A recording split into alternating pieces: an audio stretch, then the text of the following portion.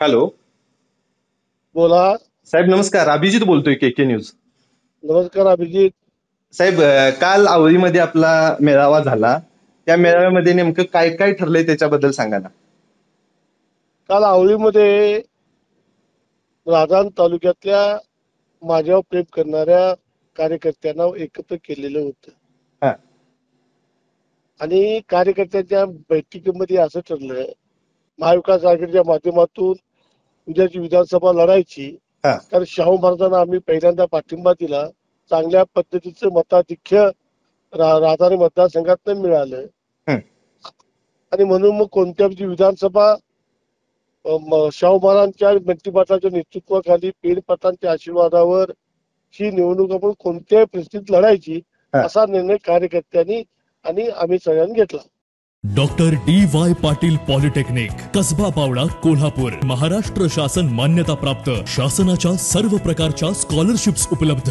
या माध्यमातून विद्यार्थ्यांना 50 ते 100% फी सवलत. विद्यार्थ्यांसाठी वेगवेगळ्या रूट वरून बसची सुविधा. कॅम्पस प्लेसमेंटच्या माध्यमातून विद्यार्थ्यांना नोकरीची हमी. म्हणूनच 10वी नंतरच्या डिप्लोमा इंजिनिअरिंग करिअरसाठी सर्वोत्तम पर्याय. इथून पुढच्या प्रत्येक निवडणुकीमध्ये जवळ म्हणजे विधानसभाच नाही तर पुढच्या सर्वच निवडणुकीमध्ये हातात हात सदैव असणार, ह्याच्याबद्दल काय सांगाल साहेब?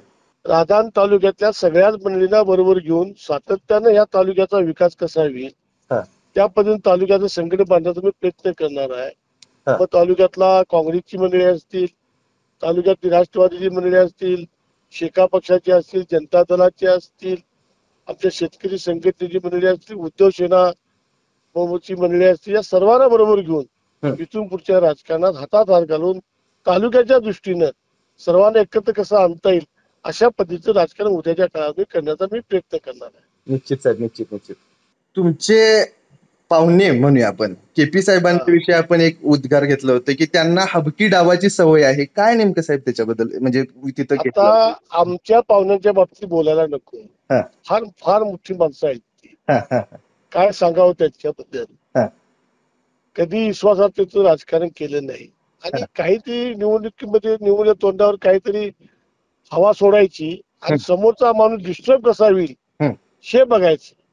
आणि त्यात सगळं आमचं लक्षात आल्यामुळं आम्ही आता निर्णय घेतला कोणत्या विधानसभा लढायचा. विधानसभा साहेब तोंडावरती आहे, 2-3 महिन्यावरती आलेली आहे. तयारी आता सुरू केलाय का? हो, माझी तयारी चालू आहे. माझी तयारी गेली 5 वर्ष आहे. निश्चितपणानं उद्याची विधानसभेची निवडणूक मी लढणार. निश्चित निश्चित. धन्यवाद साहेब, धन्यवाद. थँक्यू. Okay okay okay. अशाच नवनवीन अपडेट पाहण्यासाठी आमच्या के न्यूज चॅनेलला सबस्क्राईब करा.